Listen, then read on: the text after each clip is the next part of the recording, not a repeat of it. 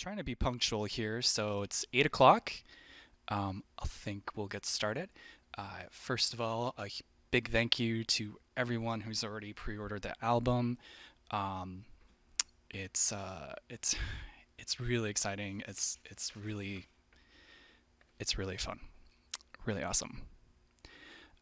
So I thought this would be a good alternative since we're in COVID times to doing an actual show.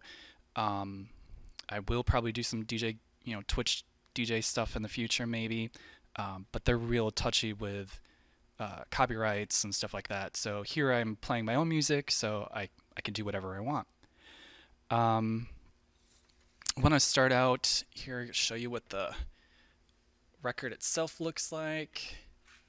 Let's see if I can get that in there. And then just want to show that to you briefly because really the inspiration behind this record started with tragedy. Very early in 2020, my grandpa passed away, who was the last of that generation in my family, last grandparent. Um, and it was pretty close to my grandpa.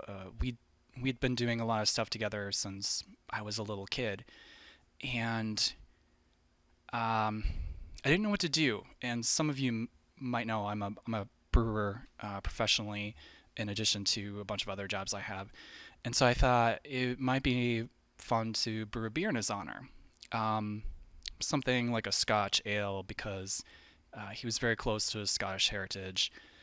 And the more I thought about it, the more it didn't make any sense. I never actually saw my grandpa drink the entire time I knew him, though I know he drank before that.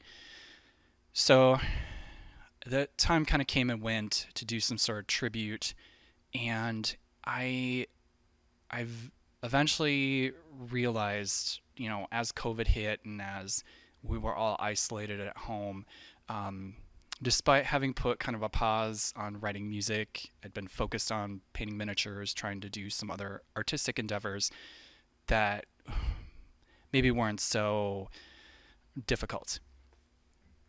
But without vacation to go anywhere, or I had vacation but nowhere to go, so mentally I prepared myself. Okay, a week in September, I'm gonna go stay at my grandpa's old house and write this record.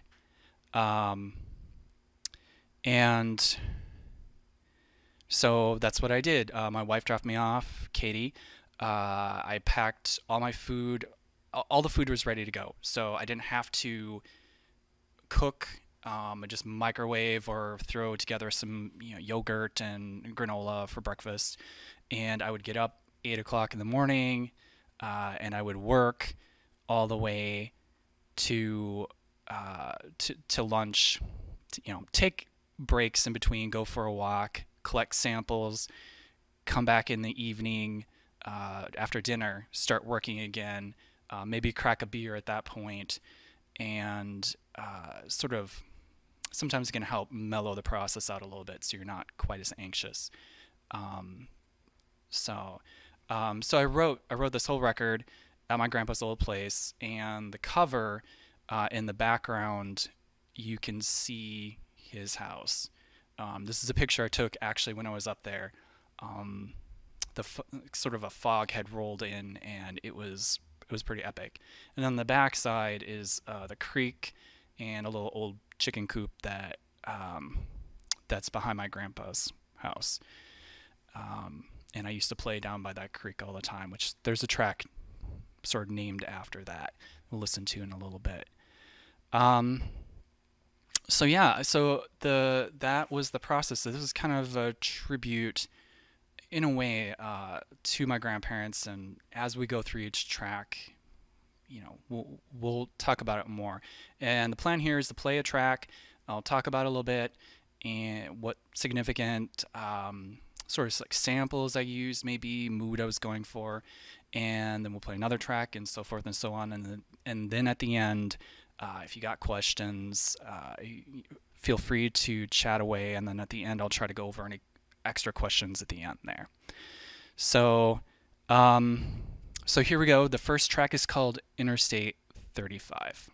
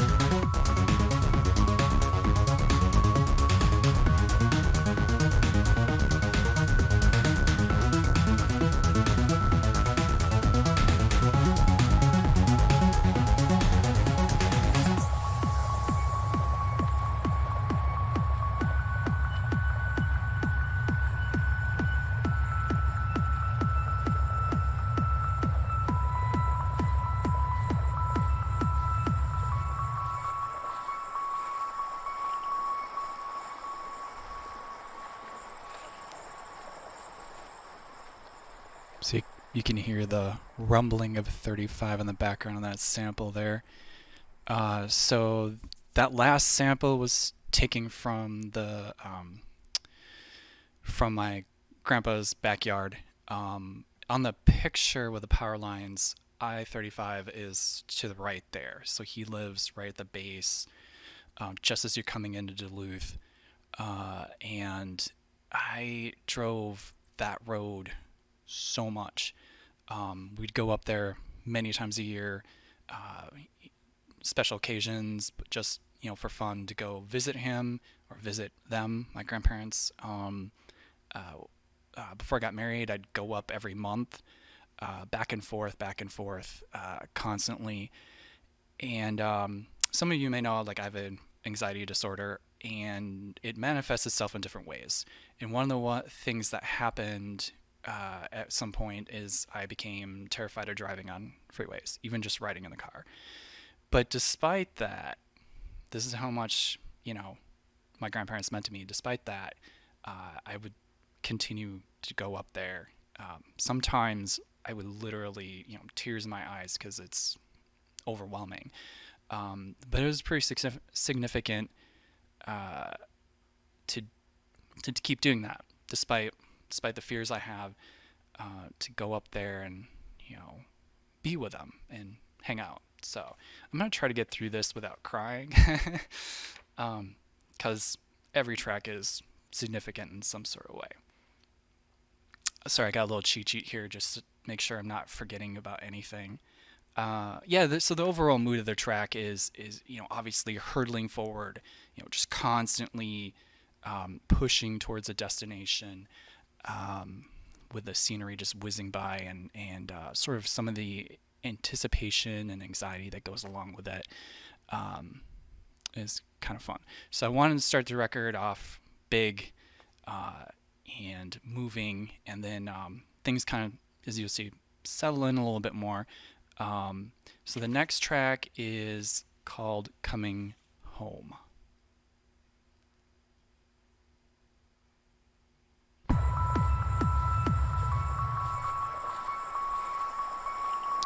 Or, the end of the last track. Apparently I bumped the arm.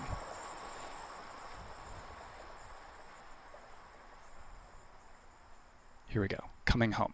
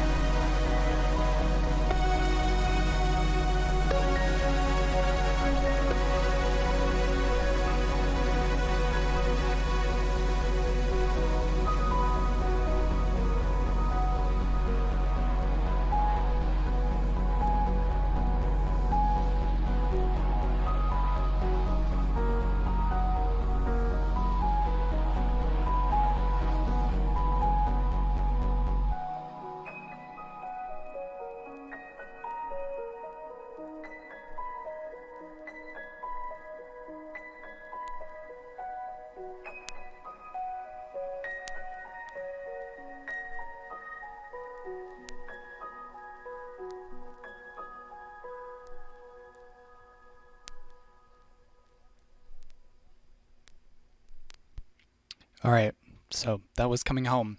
The initial sample in the beginning is literally me walking from my car into my grandparents' house. It was just unlocking the door, and then opening the screen door and closing the door. Um, like I've done so many times, that their entryway opens directly into a small kitchen, which is where I have all the meals. Usually, where my grandpa would be sitting when we would come to visit him. He'd be watching TV. My grandma would be sitting there watching TV. Um, a lot happened in the kitchen. It's a very small house, but the kitchen is usually where you found one or both of them.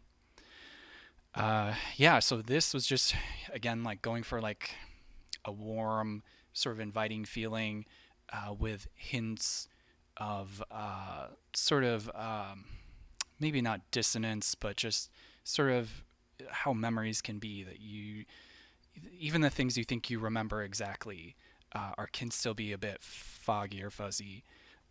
And you'll find like a lot of tracks on this record have kind of a warm, fuzzy glow to them, um, cause memories. Um, yeah, I'm not sure what else to say about this particular track, but the next track is called Carousel of Love.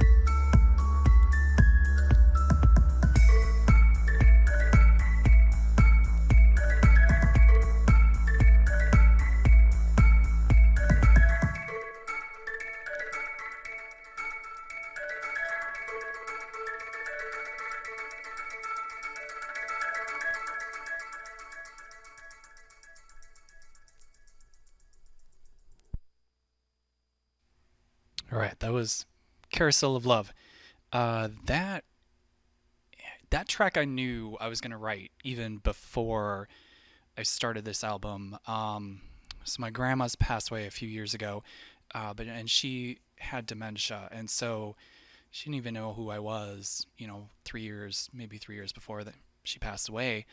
Um, but she had a lot of these old like music boxes and carousels, and that the main sample for that is from a carousel that she had where that my grandpa bought her.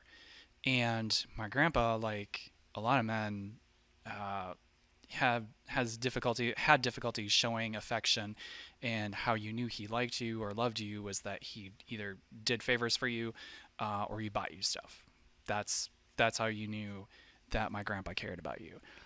So my grandma, who kind of liked music boxes, ended up with like a whole cabinet display of them, and I just knew, I needed to sample one of those and bring that love, um, that like relationship connection to life in some way that was maybe a little bit whimsical, a little bit sad, um, but overall fun.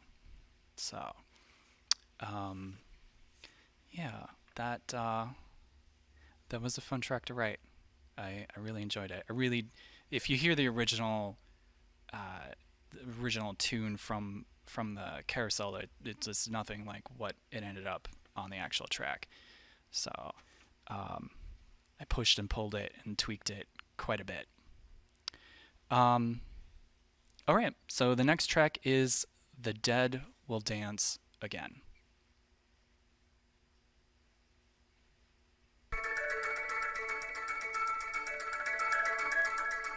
I think every time I lift the tone arm, it moves it backwards a little bit.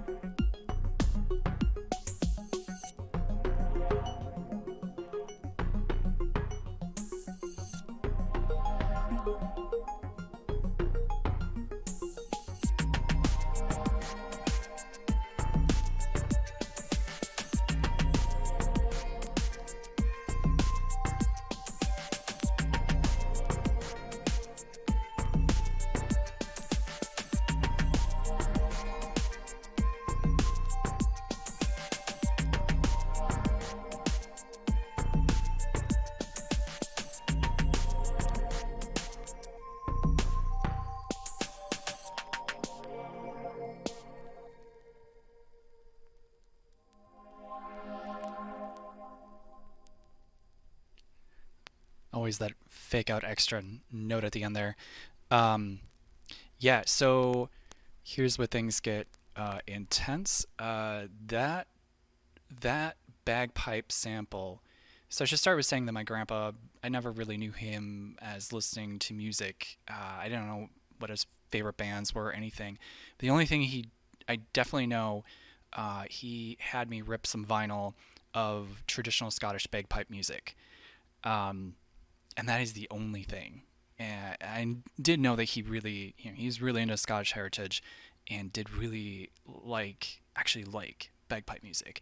So at his funeral, we played "Old Lang Syne" bagpipe piece, and so this was another situation where going into this 1 week process, I knew I was going to write this track. I didn't know what it was going to sound like, but I knew this sample, like I knew I was going to use a sample from the entire piece that we played at my grandpa's funeral and make it a track. And I thought, this to me kind of sounds like some twisted Scottish Nightmare Before Christmas. The skeletons are popping out of their graves and, doing a break, sort of a breakdown boogie dance. Um, but yeah, it's sort of like a memory, like an auditory memory, sort of locked into a piece of music, uh, which I thought was pretty cool. Um,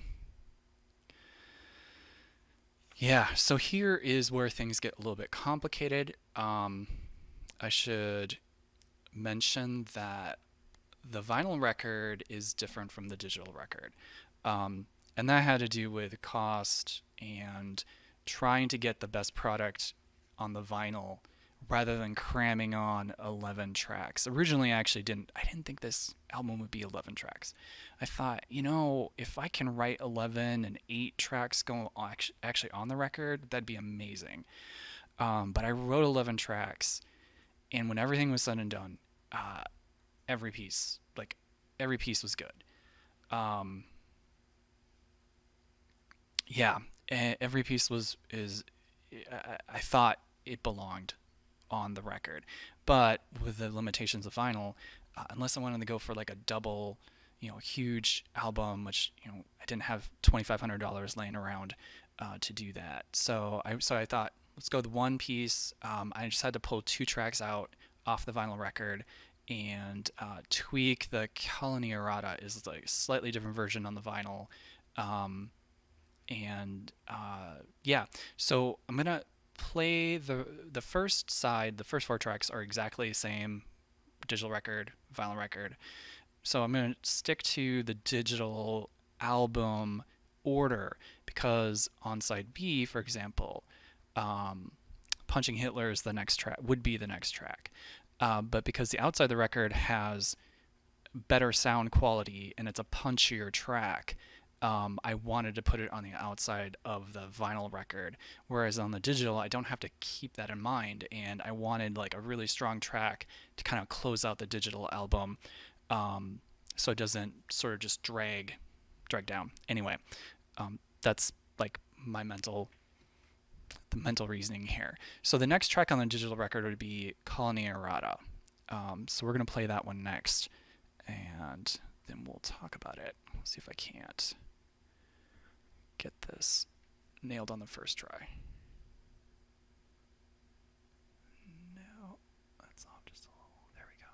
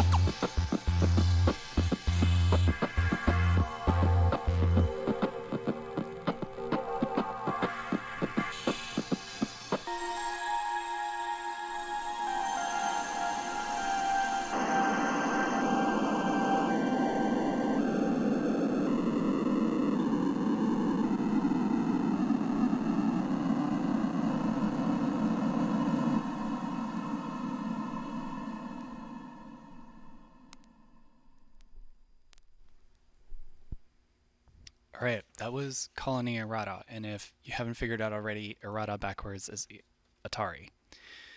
My grandpa was like an original gamer. He is the one who got me into gaming. Some of the earliest pictures of me is sitting side by side with my grandpa playing some Atari. Um, I literally had to fix a disk drive for an Atari in order to get some of the samples from this for this track. I wanted like an 8-bit kind of sound. Um, yeah, because we used to sit side by side on a desk, two Ataris playing the same game. It was called Mule, Mule. And it takes place over 12 turns, and we would compete, like who can get the best score and cheer on the other person when they're doing really well, and just kind of spend an hour sitting next to each other playing this game. Like we did this a lot, um, and then another game that he really loved to play. I found actually some of his old save files, which is crazy. Was Starfleet. It was an old Atari Starfleet. There were no Klingons or anything. It was like I can't remember what the name of the enemies are that you're fighting. But anyway, the Starfleet game is actually what the intro and outro is from that, and then some of the percussion sounds is from this Mule game that we played together that I was able to capture. And then I had other 8-bit sort of sounds for some of the percussion laying around, but I would just want to create this like kind of intergalactic but 8-bit-ish, spacey but 8-bit-ish, 8-bit-ish feel to this track. And again, it's like an auditory memory. It's this thing I remember about my grandpa. He's the reason why I'm super addicted to video games now. So, cool. So the next track is called "The House Is Alive," and it is both the next track on the digital record and the vinyl. I can see what's happening here now. It's getting bumped. Oh well, sorry about this. It's gonna play the end of the last track. There we go.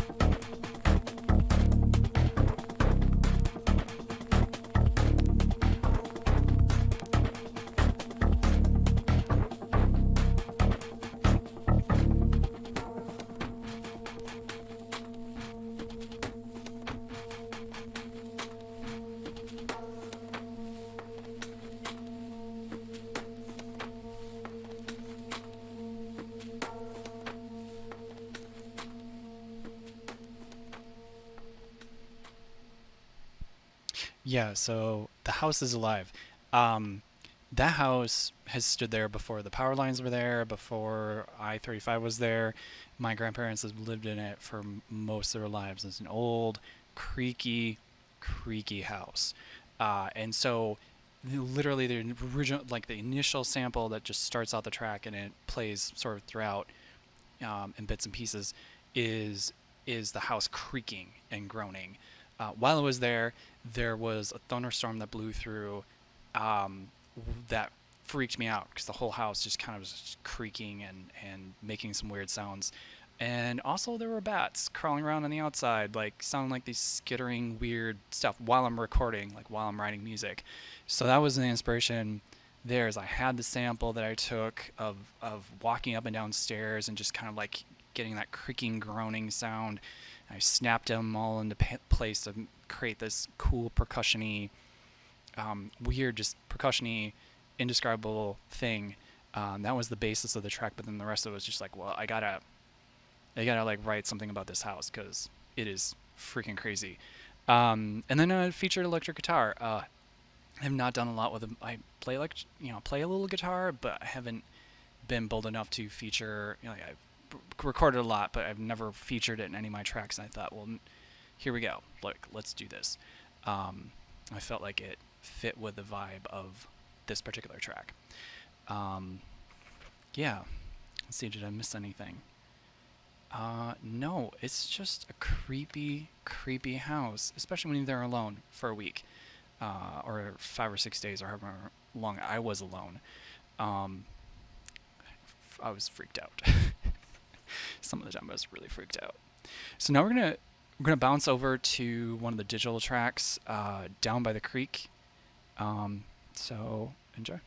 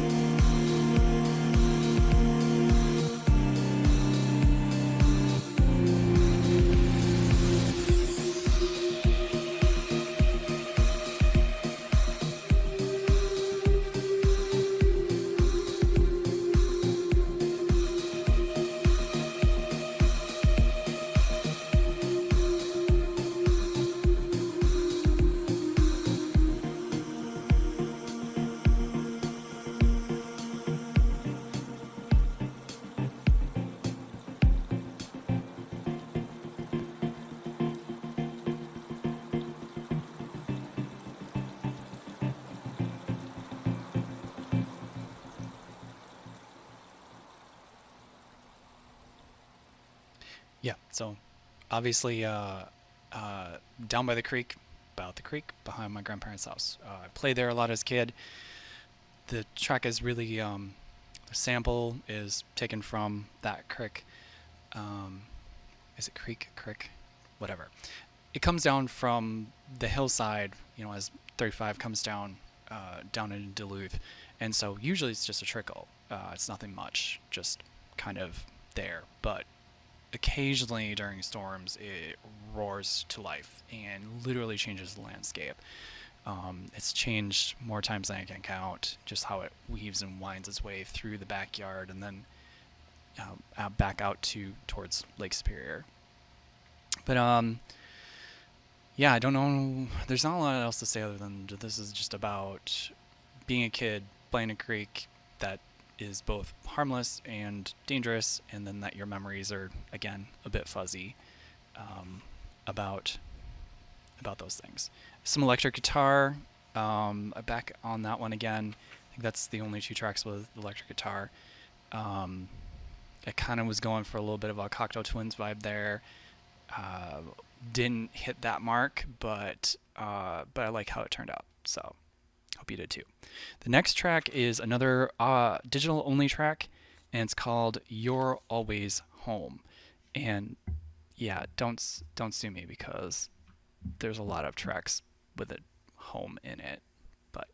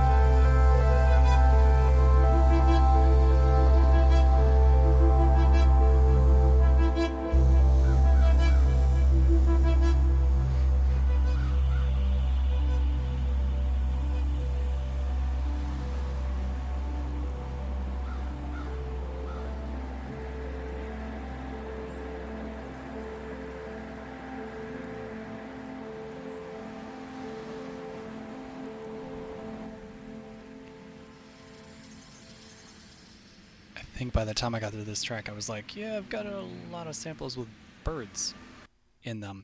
On this particular track, I the sort of ambient found sound recording is just me walking around in the sunshine, back behind the house. You can kind of almost hear my footsteps.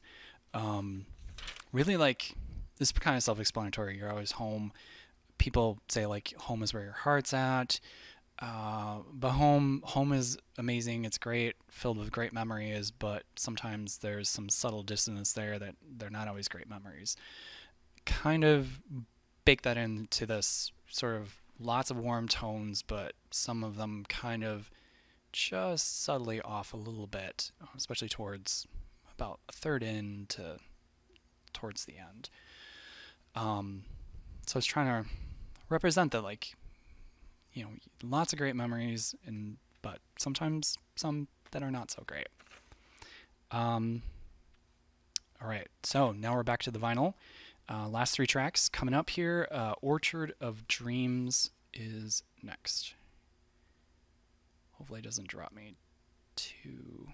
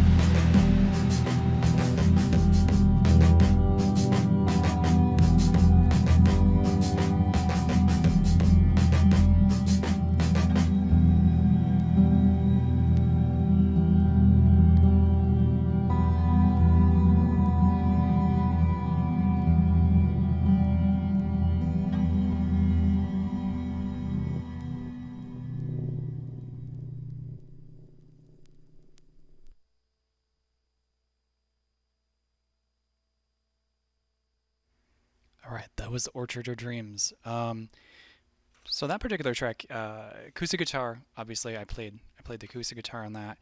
The story behind Orchard of Dreams is I helped my grandpa build an orchard on either side of the house, on the sides, and now now they're in disrepair and falling apart and crumbling and crunchy. Um, so yeah, uh, that was another one of those activities I did with my grandpa. And then there's a sample in there. The shaker isn't actually a shaker. My grandpa was really into collecting agates, and then he had a rock tumbler. He has just gobs, like buckets and buckets of agates. And so one of those buckets happened to be in the house when I was there. Again, I was going around collecting sounds, and I was just running my hand through agates and recording that, and then just kind of chopped it up and sort of enveloped it to make it sound like a shaker. That fit really well, and it went sort of with, yeah, sort of again going with the whole grandparents theme. Um, it seemed appropriate. All right, so I maybe should just explain the next track because it sounds really weird that like I have a track called "Punching Hitler," because yes, but also my grandpa did fight in World War II.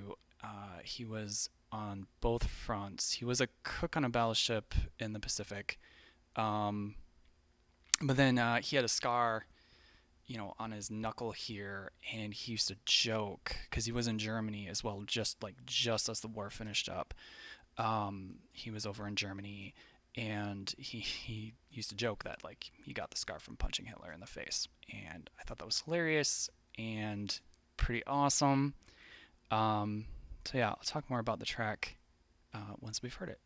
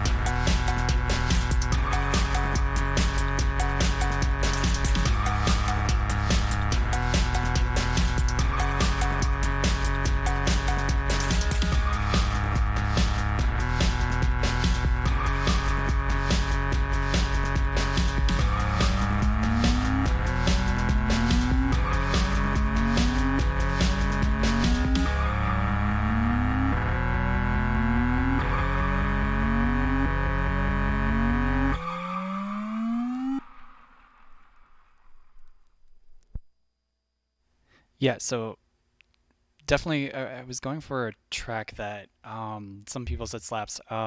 Yeah, like it should feel good slapping Hitler in the face, and so the track should feel good.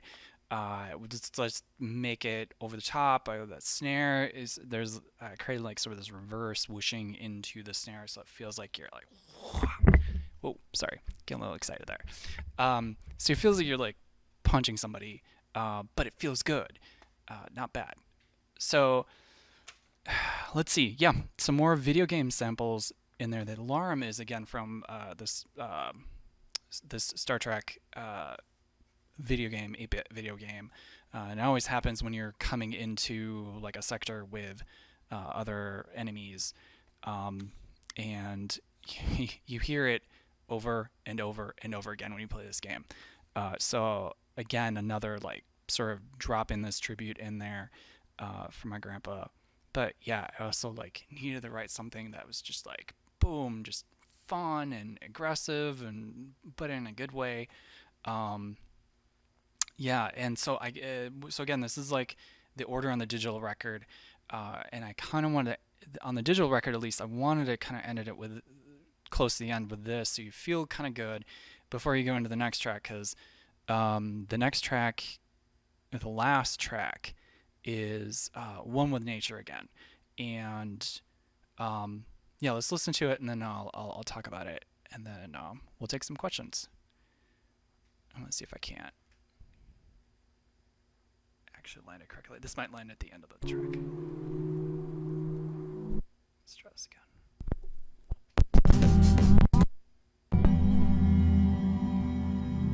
All right, sorry about that.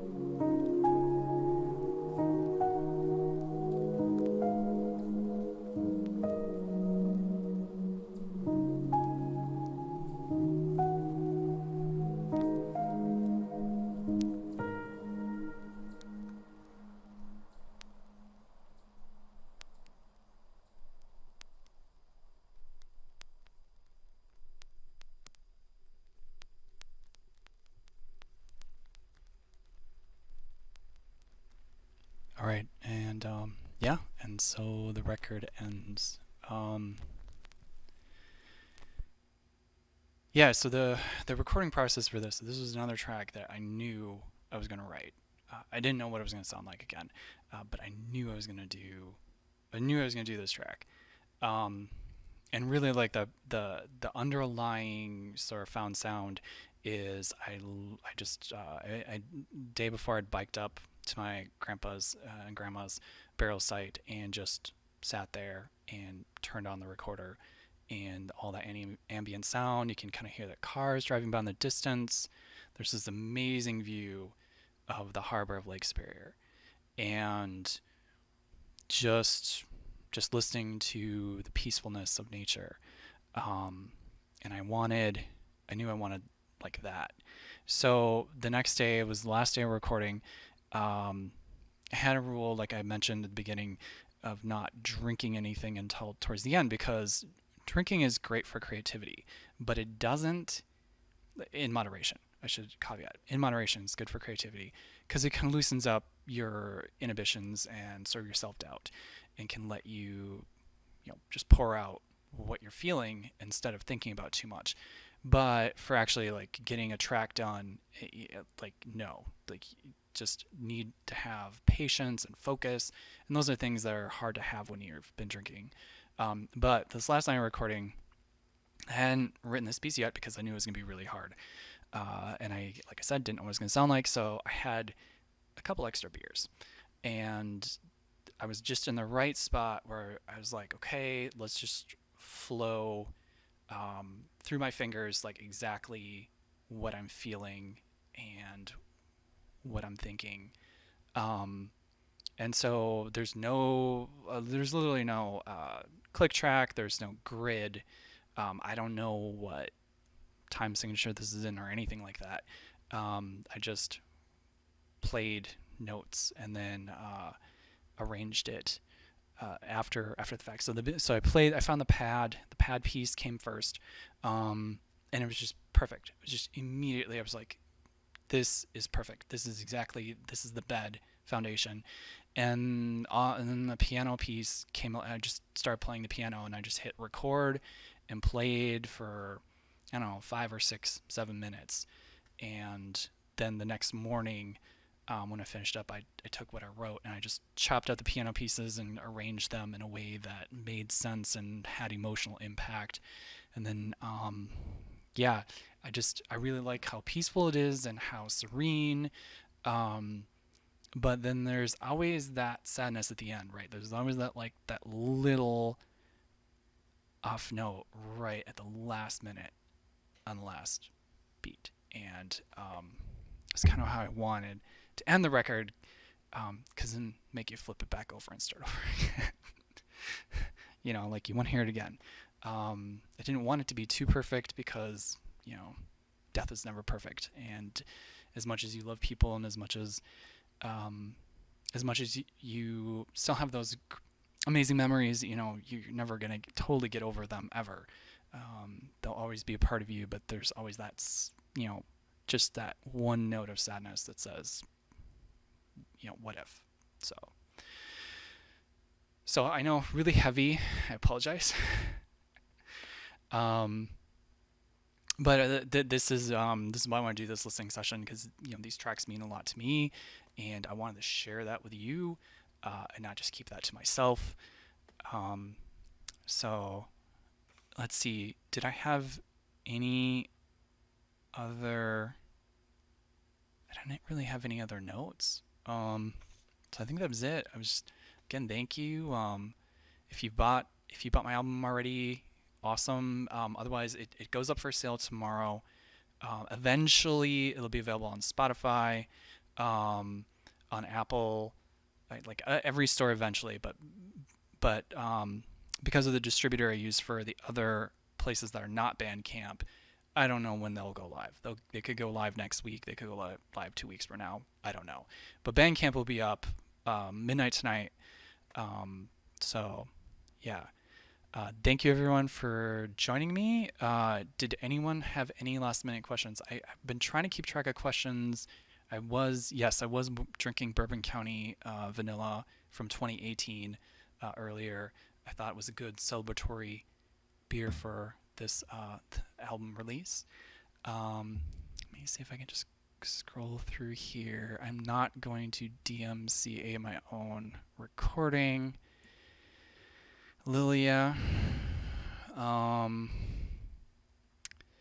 so, what a flex. Uh huh. Yeah, thank you everyone for joining me. Like I said, I don't really have. I'm trying to think if I didn't have any other notes. So if I didn't write it down, then it probably wasn't important.